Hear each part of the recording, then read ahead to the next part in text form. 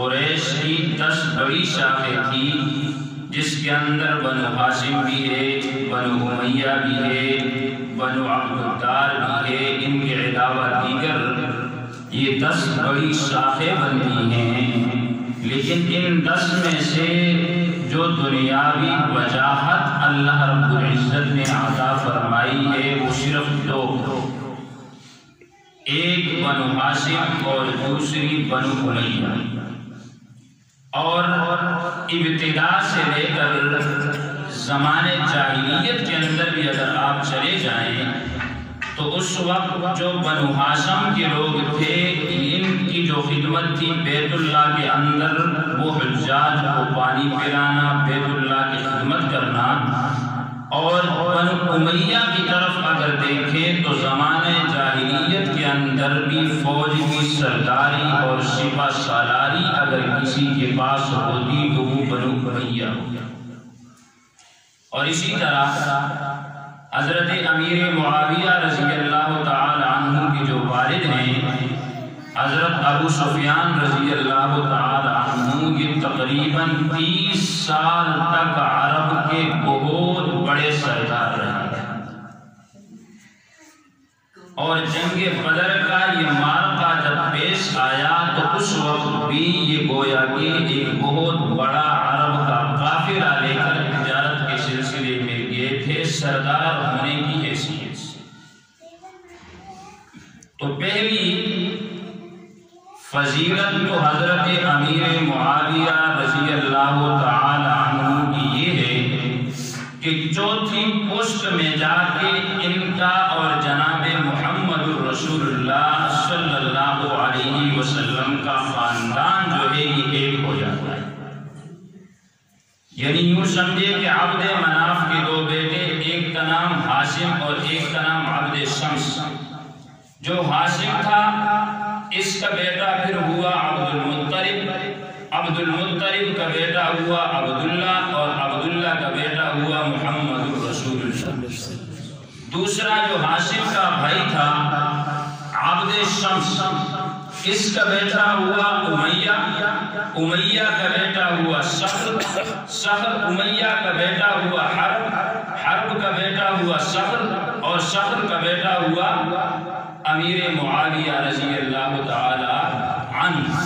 یہ خاندانی اعتبار سے۔ باقی حضرت امیر معاویہ رضی اللہ تعالی عنہ کے فضائل اور مناقب سمجھنے سے پہلے یہ ضروری ہے، لوگ کہتے ہیں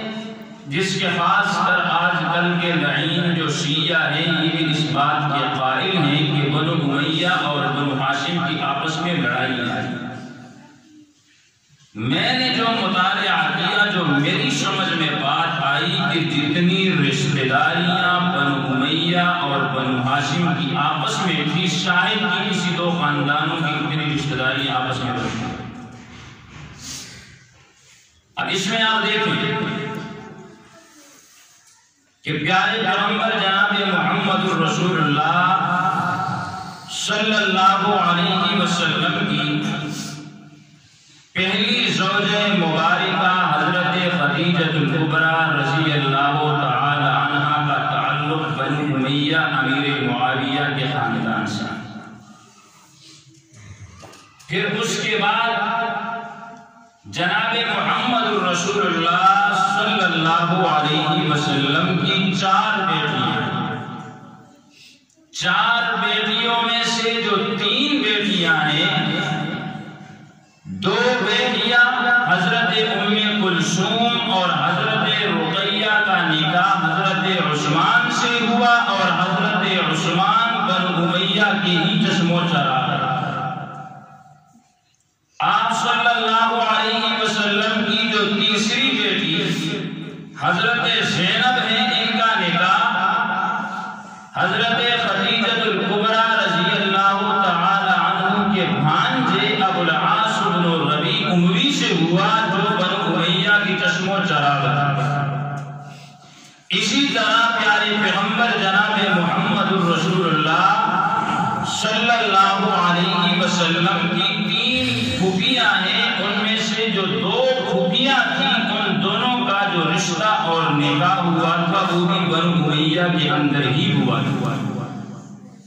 تو معلوم ہوا کہ یہ دونوں خاندان آپس میں شیر و شکر تھے، ان کی آپس میں رشتہ داریاں تھی، لہٰذا آج جو اس بات کو عام کر رہا ہے کہ بنو امیہ اور بنو ہاشم کی آپس میں لڑائیاں تھی، اختلافات تھی، دراصل انہیں امیر معاویہ رضی اللہ تعالی عنہ کی وہ خدمات ختم نہیں ہو رہی جو انہوں نے اپنے دور خلافت کے اندر اسلام کے کی۔ تو اتنی بات تو سمجھ آ گئی ہے نا کہ یہ دونوں خاندان ایک ہی تھے۔ بندہ رشتہ وہیں پہ کرتا ہے کہ جہاں پر بندے کو اطمینان ہوتا ہے۔ بندہ اپنی بیٹی اور بہن کا رشتہ اسی